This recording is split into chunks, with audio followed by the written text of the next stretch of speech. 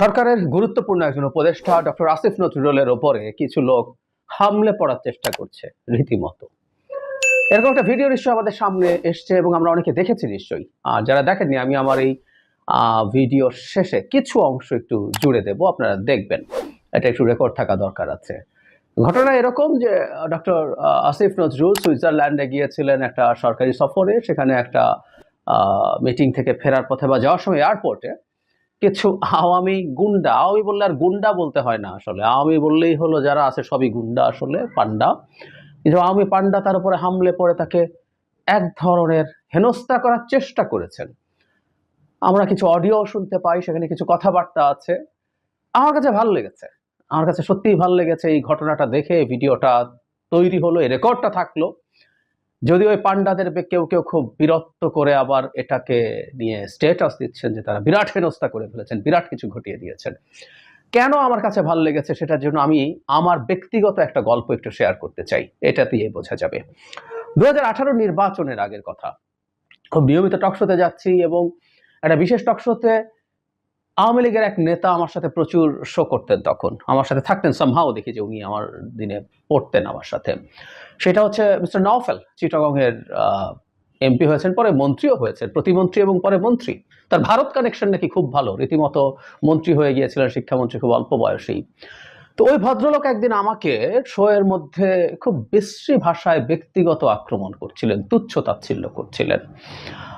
স্বাভাবিকভাবেই যেটা হয়েছে, সেই অনুষ্ঠানে যিনি অ্যাঙ্কার তিনি তাকে থামানোর চেষ্টা করছিলেন এবং একটা পর্যায়ে থামিয়েছেন। তার বক্তব্য হচ্ছে, আপনি আমার এই অনুষ্ঠানে আসা একজন গেস্টের সাথে এভাবে কথা বলতে পারেন না। উনি নিশ্চয়ই অ্যাঙ্কার হিসেবে উনি সঠিক কাজ করেছিলেন।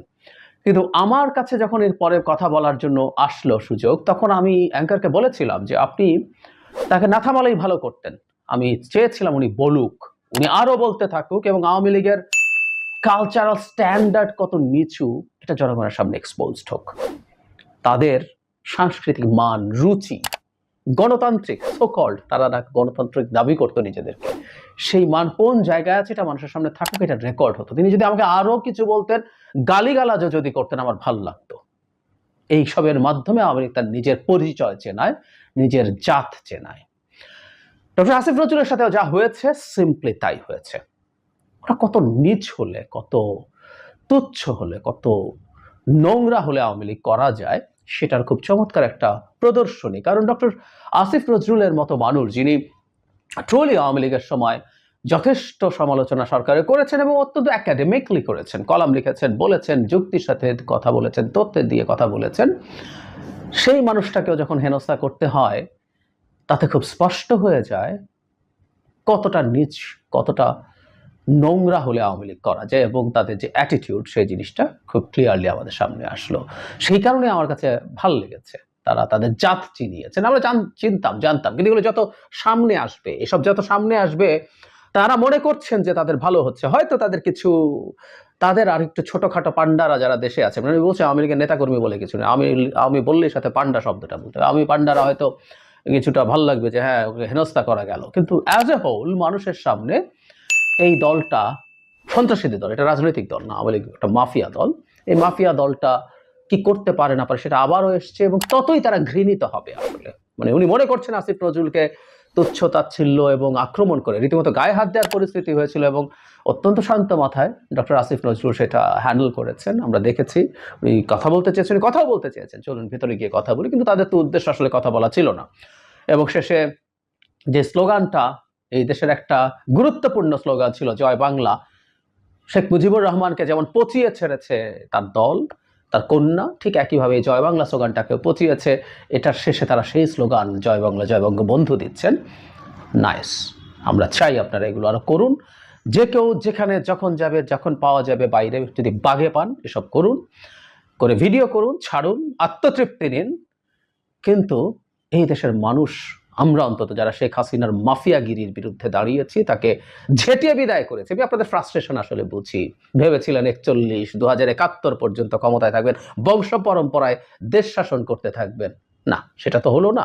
সো আপনাদের ফ্রাস্ট্রেশনটা তো আমরা বুঝতে পারি খুব স্বাভাবিকভাবে। আকাশ থেকে দুম করে মাটিতে পড়ে টুকরো টুকরো হয়ে গেছেন না আপনারা, আপনাদের স্বপ্ন খোয়াব হতেই পারে। সো যেই যাবে ভয় বাইরে ভবিষ্যতে কখনো কোথাও, আমাকেও কিছু মানুষজন চেনেন, কখনো যাই আমাকেও হেনস্থা করুন, আমার ভাল লাগবে, সত্যিই ভাল লাগবে, খুব ভাল লাগবে। বাইরে তো অন্তত শেখ হাসিনার মতো দেশে যেমন গুম করে ফেলেছে, খুন করে ফেলেছে, সেটা পারবেন না? বাকিটুকু করুন, সবাইকে করুন, ভিডিও করুন, ছাড়ুন, please, will be happy with that. আপনাদের ফ্রাস্ট্রেশন দেখা ভাল লাগে। আরেকটা কথা মনে রাখবেন, এগুলো যত করবেন আপনারা, এই দেশে কেউ ইভেন আমি আওয়ামী লীগের দল হিসাবে নিষিদ্ধ করার বিরুদ্ধেই কথা বলছি, যদিও আমি আওয়ামী লীগকে রাজনৈতিক দল মনে করি না। এটা একটা জাস্ট ক্রিমিনালদের একটা গ্যাং, একটা মাফিয়া দল। তারপরে তাদের রাজনীতি করার অধিকার আছে বলে গণতান্ত্রিক সিস্টেমে আমি মনে করি না, কিন্তু তারপর আমি তাদের নিষিদ্ধ করার বিরুদ্ধেও কথা বলেছি, 2-3 দিন আগেও বলেছি। তো এইটুকু সিম্প্যাথি ও লিস্ট যাদের আছে এই দল হিসেবে, সেটুকু আপনারা হারাবেন। আসলে মানুষ বুঝবে কি পরিমাণ অসভ্য বর্বর হলে আওয়ামী লীগ করা যায়, এবং এই অসভ্য বর্বরদের দলকে বাংলাদেশের রাজনীতি করতে দেওয়া উচিত কিনা, এই আলাপগুলো আসলে তখন যারা তার বিরুদ্ধে দাঁড়াচ্ছে যে না দেওয়া উচিত, তাদের আর মুখ থাকে না, এবং শেষ পর্যন্ত এটা ওই দিকে দাঁড়ায়। আপনারা আসলে ওই পরিস্থিতি তৈরি করছেন। একটা কি পরিমাণ অসভ্য বর্বর হলে এই বিভৎসতা, খালি জুলাইয়ের কথা বলছি না, এন্টায়ার জার্নিতে যা করেছেন, এবং শেষে যে July massacre, July August massacre, তারপরও এসব করে বেড়াতে পারে, এই দেশের মানুষ এগুলো বুঝতে পারছে, দেখতে পারছে। আপনাদেরকে ধন্যবাদ। আসিফ নজরুলকে আবার কোথাও যদি পান, আর কাউকে যদি কোথাও পান, এগুলো করতে থাকুন, please, will be happy with that. দিবেন না, কথা বলা যেতে পারে।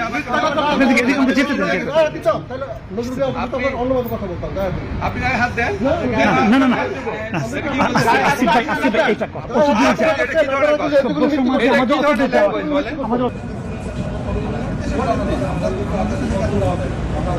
কেন পছন্দ হবে?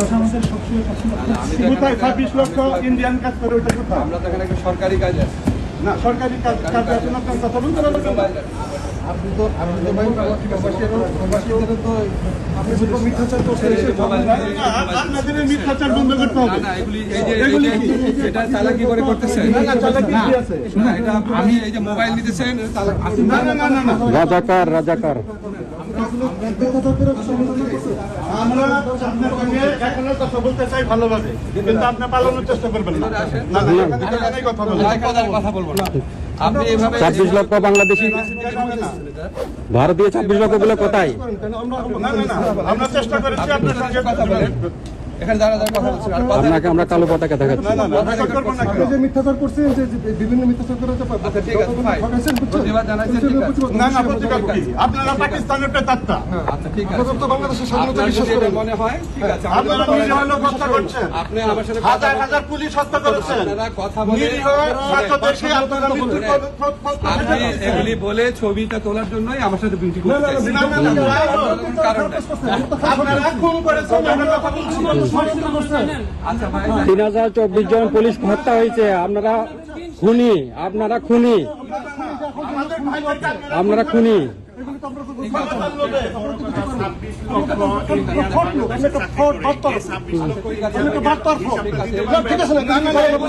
এগুলি বলার জন্য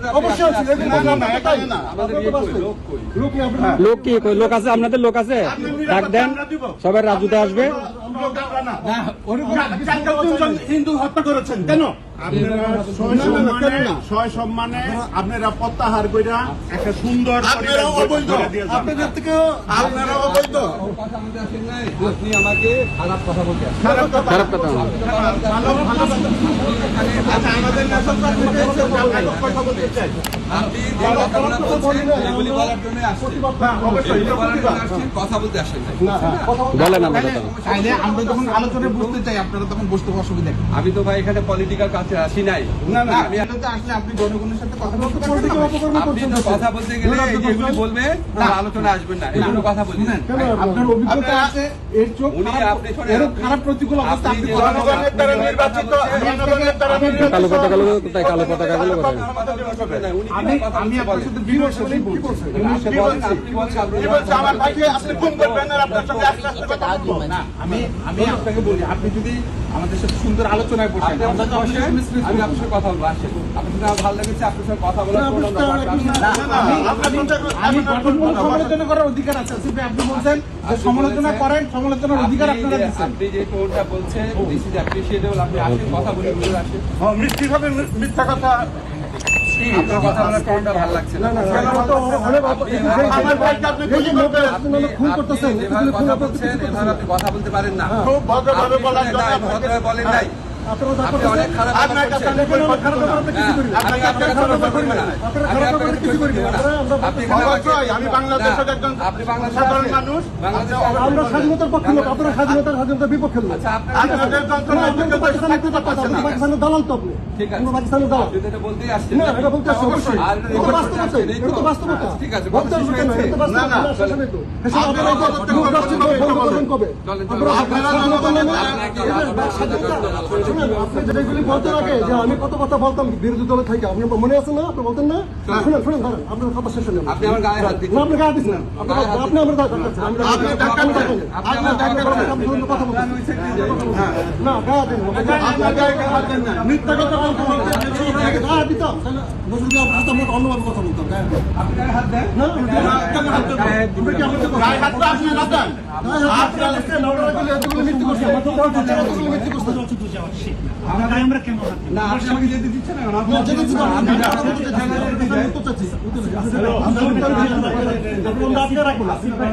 যেতে দিবেন এটা তো বলছে আপনার সাথে কথা বলতে আপনারা নির্বাচিত প্রতিনিধিদের হাতে দেশ চালানোর সুযোগ দেন। আপনার যে অভিজ্ঞতা আপনি আসেন আমার সাথে, উনি আসেন, আপনি আসেন, কথা বলেন। একা তো এখানে আসার সুযোগ নেই এখানে আমরা সবাই বাঙালি আপনার সাথে কেউ আপনি এখানে বলেন না, আপনি আসে কথা বলেন।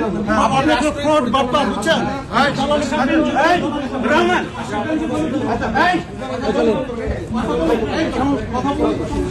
পাকিস্তানি রাজাকার বাংলাদেশ কাকার।